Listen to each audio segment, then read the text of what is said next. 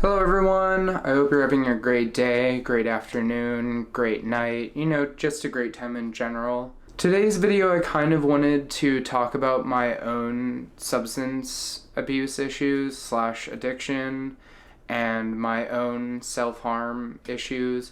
This is kind of going off of the video yesterday with Smile 2, and I kind of felt not inclined because of the movie. I was already thinking about doing this for a video, but kind of works together with how I'm feeling. Not like the movie made me feel that way. It's just stuff I have been relatively thinking about since moving out of the house. Old habits you try and not go back into, things you try not to do anymore. And there's only so much about yourself you can change so fast, and there's only so much you can do differently than yesterday. And sometimes those habits come back and sometimes you can break them. What I'm going to talk about first is my self-harm before my substance abuse, because that's really what started first. I wouldn't really say my young life was really spent really addicted to the sodas and candy that I had shoved down my gullet from my parents. So I would really not say that I was really abusing those. Maybe I was to try and feel better with food, but I would consider that to be more self-harm. Because, a lot of people still don't even realize or even know that I've had tons of issues with eating disorders before I ever really started, actually hurting myself. Well, that's definitely hurting myself, but, before I started doing physical damage to myself. Oh, wow, even before that, even younger. So, I've always had a problem not blurting things out or reacting really quickly. Impulsivity was a big thing for me in a lot of my life, and I had to figure out ways to stop myself from doing that. And unfortunately, my dumbass growing up thought biting myself to the point to where I would come home with bite marks all up and down my arm, hands, fingers, cheek. If I could bite it, I probably had bit it at that point. That's how I just was. I had a lot of stress and anxiety throughout a lot of my life, and I had one way to get it out, and that was one. Then it kind of turned into scratching, and then after a while, I had a therapist that was like, you know what you should do? You should do the rubber band trick. Do not do the rubber band trick. If anyone tells you to snap a rubber band on their wrist, slap them in the face. It does not work, and anyone that tells you it is, or any medical research, fuck them. Because it is not good to sit there and snap a piece of rubber onto your nerves in your wrist. And this is one of the last times that I did it, snapped so hard on my wrist because I really wasn't feeling it after a while. Snapped so hard on my wrist, I couldn't use my left fucking hand for basically a whole day. And so take that little experience and then just never used a fucking rubber band to snap yourself with. It's the dumbest fucking shit, and whoever told you to do it is an idiot. I don't care.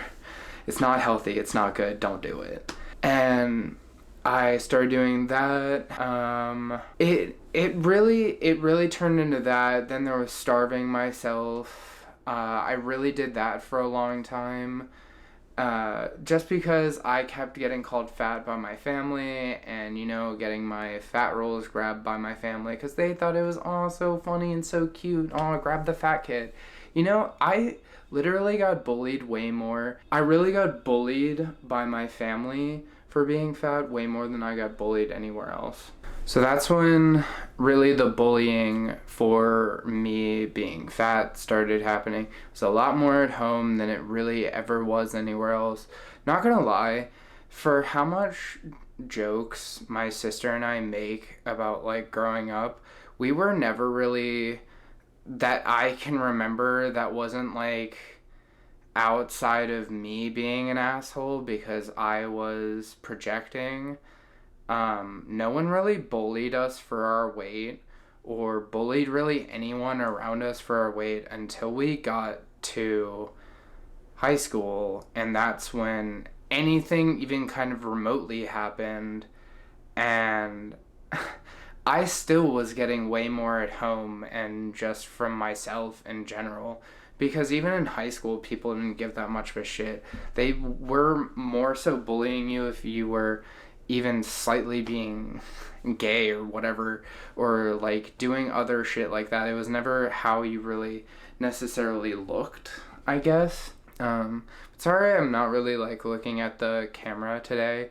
I'm just this kind of conversations a lot, so I'm having to look other places at least around the camera to try and remain focused. But this, and like, it's gonna be kind of another rambly one today because I'm just having a hard time putting everything together because I don't like fully talking about this stuff. And luckily, this is just like a season 0 episode, and I'm probably going to iron more of this maybe out later.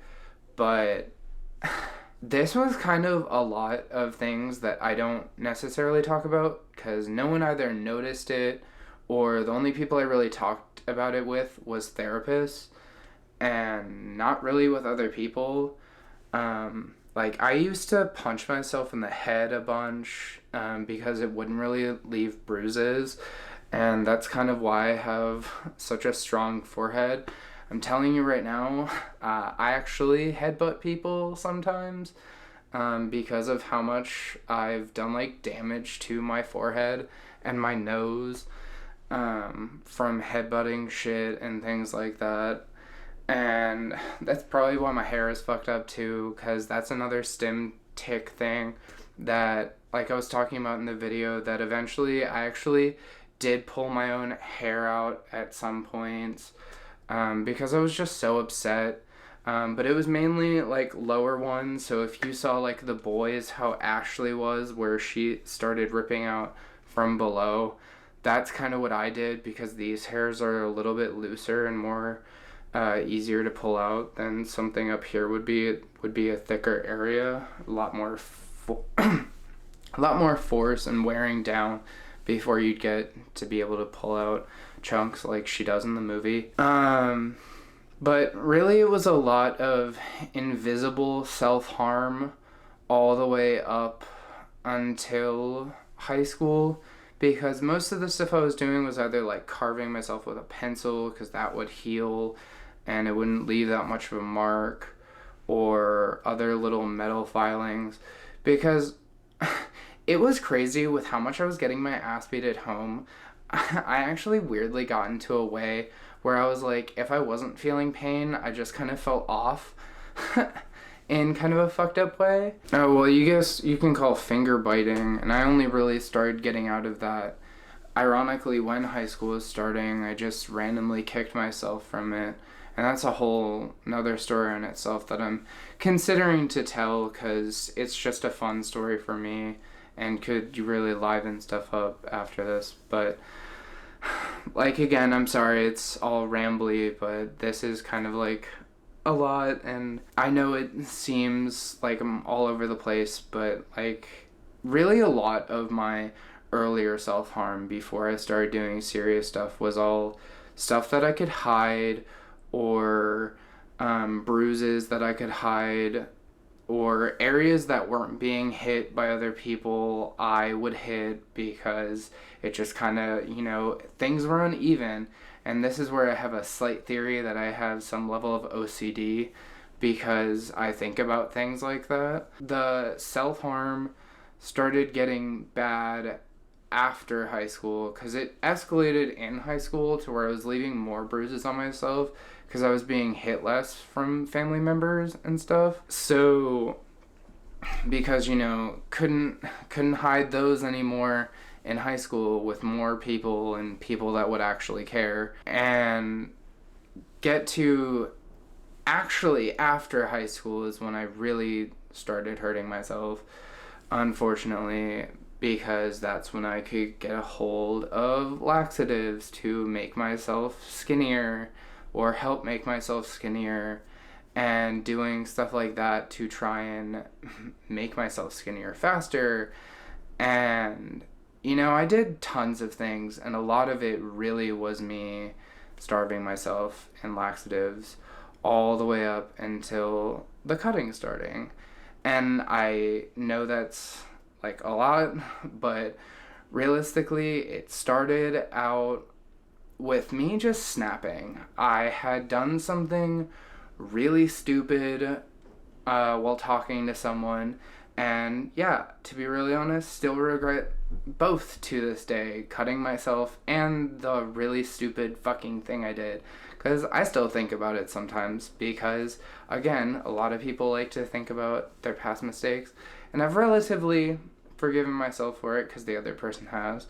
But it's just because the part of the reason that I remember it is because, like I said before, I was a pathological liar, and that is definitely a form of self-harm, at least in my opinion, because you're just hurting everyone around you. You're especially hurting yourself because you're pushing people away. No one ever knows what's real about you, and you're just making a whole bunch of shit up all the time. And for this person was really also when I started to stop lying, because I didn't want to lie to this person, and I started cutting myself, and I showed them. Not because I was like, look what you made me do, but like, look what I did.